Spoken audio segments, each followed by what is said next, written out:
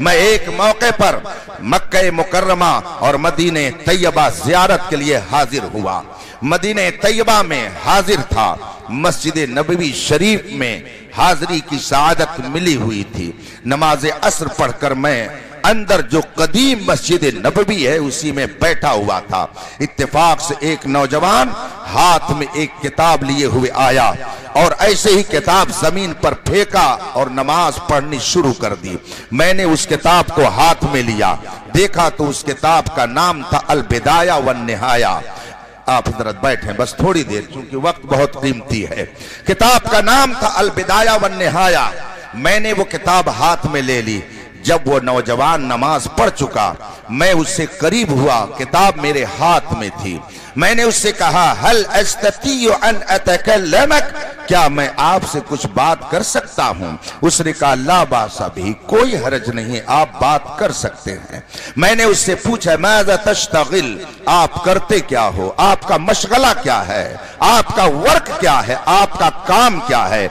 उसने कहा अतअल्लम फिल जामिया अल इस्लामिया बिल मदीनतिल मुनव्वरा, मैं मदीना यूनिवर्सिटी का स्टूडेंट हूं, वहां का तालिबे इल्म हूं। मैंने उससे पूछा ऐना तस्कुन, आप रहने वाले कहां के हो? उसने कहा अस्कुन मिन सूडान, मैं सूडान का रहने वाला हूं, मेरा ताल्लुक सूडान से है। मैंने उससे पूछा फी अय्य सफ़िन तक़रा, आप किस क्लास में पढ़ते हो? उसने कहा फी सफ़ी साबिअ, मैं 7वीं क्लास का तालिबे इल्म हूं। मैंने उससे पूछा हल क़राता किताबन फिल अक़ीदा, क्या आपने अक़ीदे की कोई किताब पढ़ी है? उसने कहा ला, मैंने अकीदे की कोई किताब अब तक नहीं पढ़ी है। मैंने सोचा कि लाओ जरा मालूम करूं ये इधर का है या उधर का है, ये सुन्नी सही अकीदा है या कुछ और है। सूडान अफ्रीका का एक मुल्क है, वहां का रहने वाला। उससे मैंने पूछा अन्नास यज़हबूना इला रौज़तिन नबी सल्लल्लाहु अलैहि वसल्लम, रसूल पाक की बारगाह में लोग फौज दर फौज पहुंच रहे हैं, अल्लाह के रसूल की बारगाह में सलाम पेश कर रहे हैं, क्या रसूल पाक इसे सुनते हैं या नहीं सुनते हैं? मैंने सोचा कि लाओ ये सवाल करूं, अगर ये कहता है कि सुनते हैं तो मैं समझ जाऊंगा कि ये इधर का है, और अगर इनकार करेगा तो मैं समझ जाऊंगा कि ये उधर का है। मुझे और कुछ कहने की जरूरत ही नहीं पड़ेगी। चुनांचे मैंने उससे जब ये कहा अन्नास यज़हबूना इला रौज़तिन नबी सल्लल्लाहु अलैहि वसल्लम, लोग रसूल पाक के रोज़े अतहर पर गुंबदे खजरा पर हाजिरी दे रहे हैं, क्या रसूल पाक इसे सुनते हैं? उसने आओ देखा न ताओ फौरन कहा क़ाल अल्लाह तबारक व तआला फिल कुरआनिल करीम इन्नका मय्यित व इन्नहुम मय्यितून। उसके बाद खुद आगे वो कहता है फकुल्लुहुम सवा सवा। इसका मतलब आप नहीं समझ सके, उलमा ने समझ लिया होगा, आप ज्यादा समझदार हैं इसलिए नहीं समझ सके। मौलाना लोगों को आप लोग ओल्ड मैन समझते हैं, कहते हैं ये तो 1400 साल पुरानी ही बात बताते हैं, दुनिया कहां से कहां चली गई। ये लोग यही कहते हैं नमाज यूं पढ़ो, रोजा यूं रखो, कुर्ता यूं पहनो, लिबास यूं पहनो, आप अपने आप को यूं रखो, बाल यूं रखो, दाढ़ी यूं रखो, ये इसी में फंसे हुए हैं। दुनिया कहां से कहां चली गई? मेरे नौजवानों बताओ दुनिया कहां से कहां चली गई है? नमरूद कहां चला गया? फिरऔन कहां चला गया? कारून कहां चला गया? शद्दाद कहां चला गया? अबू जहल कहां चला गया? उतबा और शैबा कहां चले गए? बड़े बड़े उद्योगपति कहां चले गए? सब के सब इसी जमीन में दफन हो गए। के वफादार गौसे आजम कल भी जिंदा थे, आज भी जिंदा हैं। ख्वाजा गरीब नवाज कल भी जिंदा थे, आज भी जिंदा है। महबूब इलाही कल भी जिंदा थे, आज भी जिंदा हैं। इमाम अहमद रजा कल भी जिंदा थे, आज भी जिंदा है। मेरे मुजाहिदे मिल्लत कल भी जिंदा थे, आज भी जिंदा है। ताजुल शरिया कल भी जिंदा थे और आज भी जिंदा। नारे तकबीर, नारे रिसालत, गुंबदे खजरा कॉन्फ्रेंस, मसलके आला हजरत। गुंबदे खजरा की छांव में लोग सलाम पढ़ने के लिए जा रहे थे। मैंने जब उससे पूछा उसने यही जवाब दिया जो मैंने आपको सुनाया, मगर आप शायद नहीं समझ सके। क्यों नहीं समझ सके? इसलिए कि मैंने अरबी में जवाब दिया, और ये अरबी जो मैंने पढ़ी, इस अरबी में पहला हिस्सा कुरान करीम की आयत करीमा है। कुरान की आयत मैंने पढ़ी जो उसने जवाब के तौर पर सुनाया था। वो कहता क्या है मेरे सवाल के जवाब में?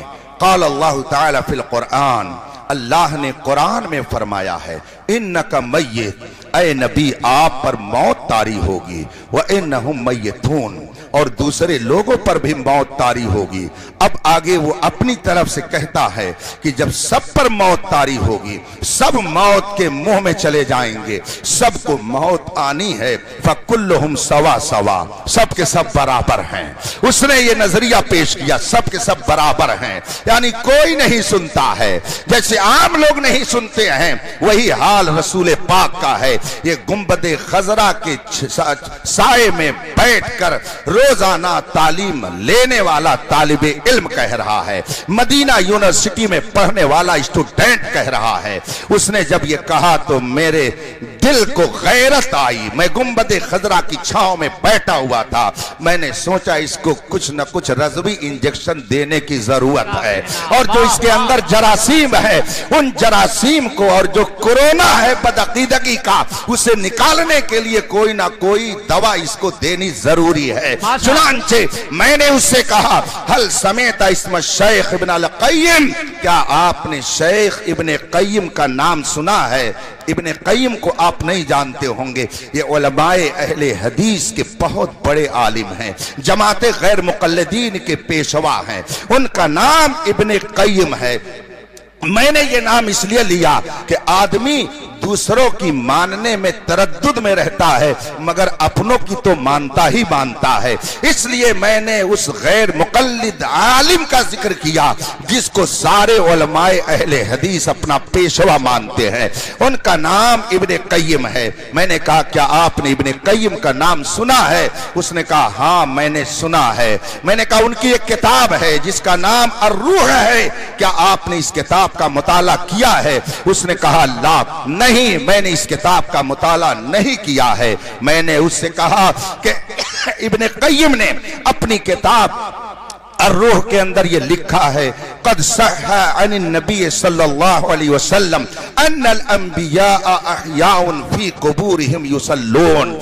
उलमाए हदीस के ये पेशवा अपनी किताब अर्रूह के अंदर लिख रहे हैं कि सही हदीसों से ये साबित है कि जितने नबी हैं सब अपनी कब्रों में जिंदा हैं और नमाज पढ़ते हैं। जब मैंने उसकी ये इबारत पेश की और किताब अर्रूह का हवाला दे करके मैंने उससे पूछा क्या इब्न क़य्यिम ने जो ये लिखा है आप इसको मानते हो? अब जाहिर सी बात है, बात आ गई अपने मौलाना की, तो कैसे इनकार कर सकते हैं? यही वो नुक्ता है जिसे समझने की जरूरत है। कुछ लोग ऐसे हैं कि अगर उनके पीर के बारे में कोई कुछ कह दे, उनके उस्ताद के बारे में कोई कुछ कह दे, उनके शेख के बारे में कोई कुछ कह दे, तो वो आपे से बाहर हो जाते हैं, वो उसको बर्दाश्त नहीं कर पाते। मगर सुन्नी सही अकीदा ये सोचता है तुम मुझे जो चाहो कह सकते हो, मेरे पीर को जो चाहो वो कह सकते हो, मगर पीरों के पीर मुस्तफा की बारगाह में अगर तुम गुस्ताखी करोगे तो हमारी जान भी जा सकती है। हमें कोई परवाह नहीं है, हमारे घर लुट जाए हमें उसकी कोई परवाह नहीं है, मगर ये हम भला कैसे बर्दाश्त कर लें कि मुस्तफा की शान में गुस्ताखी की जाए। इसीलिए हम चीखते हैं, हम आवाज लगाते हैं, मगर हम ये भी जानते हैं कि कानून के शिकंजे में रहा जाता है, तो हम कानून को गुहार लगाते हैं, ऐ कानून तू आ और इंसाफ कर कि जब हमने किसी के मजहबी पेशवा की तौहीन नहीं की तो कायनात के सबसे अजीम पेशवा की तौहीन क्यों की जाती है? इसलिए अगर आज नहीं तो कल मैदान महशर में देखा जाएगा, जालिम अपने कैफरे किरदार को पहुंचेगा और अहले ईमान जन्नत की पहाड़ों में। वाह वाह, नारे तकबीर, नारे रिसालत, गुंबदे खजरा कॉन्फ्रेंस, मसलके आला हजरत। मैंने अर्रूह किताब का हवाला दे करके जब उससे पूछा कि बताइए आप इसको मानते हैं कि नहीं मानते हैं, उसने कहा हाँ मैं मानता हूं। जब उसने कहा मैं मानता हूं तो मैंने फिर एक सवाल ठोक दिया। मैंने कहा आपने अभी कुरान की आयत पेश की थी, जिससे आप ये साबित करना चाहते थे कि नबी सुनते नहीं हैं, मैंने इब्ने क़य्यिम के हवाले से हदीस पेश की जिसमें लिखा हुआ है कि नबी जिंदा है और जो जिंदा है वो बिलाशुबह सुनता है। तो अब बताइए, आपने जो आयत पेश की जिससे आपने साबित करना चाहा कि नबी सुनते नहीं हैं वो सही है, या जो हदीस मैंने इब्ने क़य्यिम के हवाले से पेश की जिससे साबित होता है कि नबी जिंदा हैं सुनते हैं ये सही है? दोनों में सही क्या है? अब वो बेचारा इम्तिहान में पड़ गया। बहुत देर तक वो सोचता रहा। जब उसको कोई जवाब नहीं बन पड़ा तो उसने मुझसे कहा, बय्यिन माना हाज़िल आया व हाज़ल हदीस, या शेख बय्यिन लना माना हाज़िल आया व हाज़ल हदीस। कहता, शेख मेरी समझ में बात नहीं आ रही है कि दोनों में सही क्या है, मुझे हदीस का भी माना बताइए, कुरान करीम की आयत का भी मतलब समझाइए। मैंने उसको थोड़ी देर तक अपने अंदाज में परेशान किया ताकि ये समझ जाए कि सिक्के के एक रुख को देख करके हकीकत तक नहीं पहुंचा जा सकता है जब तक कि सिक्के के दोनों रुख का मुताला न किया जाए। आजकल कुछ लोग सिक्के का एक रुख दिखा करके कौम को गुमराह करने की कोशिश करते हैं। ये तो इमाम अहमद रजा का कमाल है कि उसने हर हकीकत से निकाब को उलट करके और कौम को गुमराहों से मतनब्बे करते हुए फरमाया, सोना जंगल रात अंधेरी छाई बदली काली है, सोने वालों जागते रहियो चोरों की रखवाली है। मैंने उसके सामने जब तफसील रखी उसने कहा, शुक्रन लकाया शेख, आपका बहुत बहुत शुक्रिया कि आपने मुझे कुरान और आयत हदीस का मतलब समझा दिया।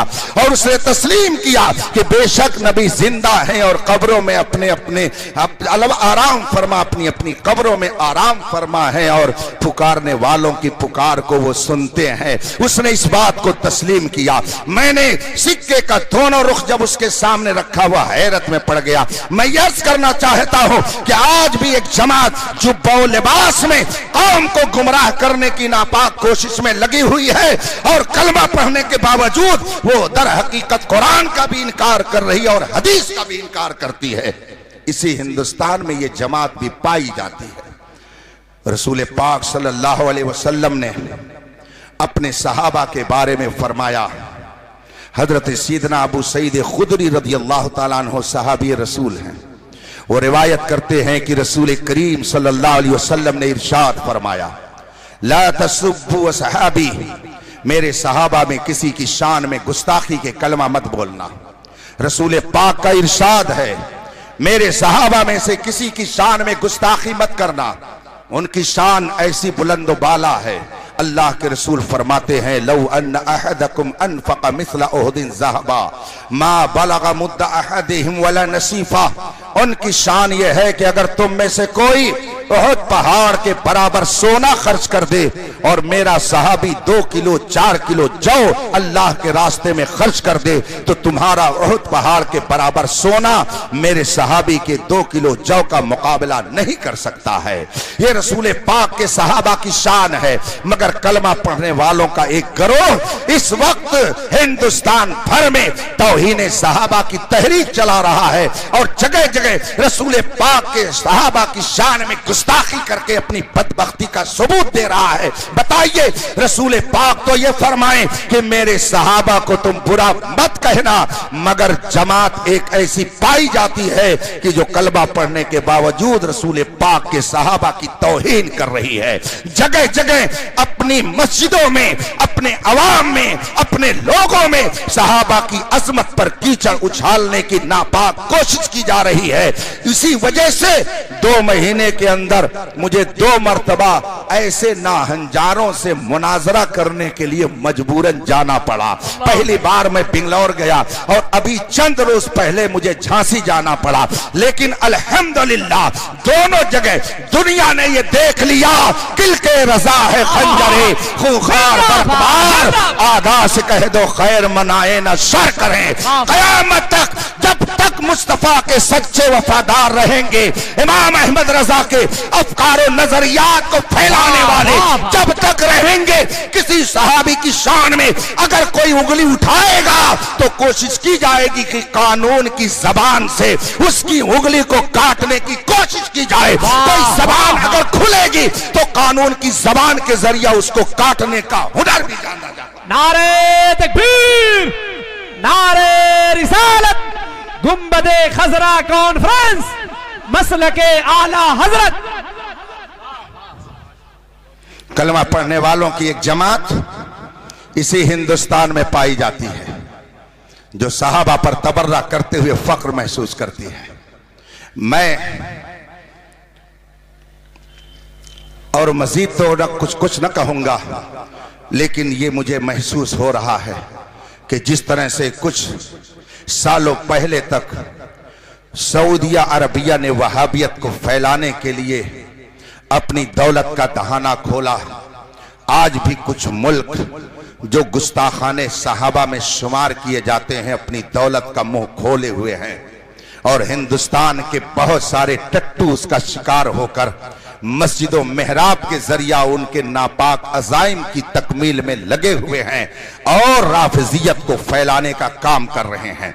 मुझे कभी कभी अफसोस होता है अपने उन शुअरा पर, सबकी बात नहीं करता, और अपने उन नौजवानों पर कि अगर इनके सामने सिद्दीक अकबर का नाम लिया जाए तो ये नहीं पंच मचलते हैं, इनके सामने अगर उमर फारूक आजम का जिक्र किया जाए तो ये नहीं मचलते हैं, इनके सामने अगर उस्मान गनी की सखावत का जिक्र न किया जाए तो ये नहीं मचलते हैं, और अगर शायर ने अली अली अली अली अली अली अली अली कहना शुरू कर दिया तो लगता है कि ये मतलब ऐसा लगता है कि दरबारे अली में पहुंच गए और जेब से पैसा निकालना शुरू कर दिया, और उसके बाद में फिर वो शायर उसी एक लफ्ज को 50 मरतबा दोहराता है। जाहिर सी बात है जब मिजाज स्टेज से ऐसा बनेगा तो कौन सहाबा की गुस्ताख बनेगी। इसलिए इस पहलू से भी हमें सोचने की। बहुत खूबसूरत।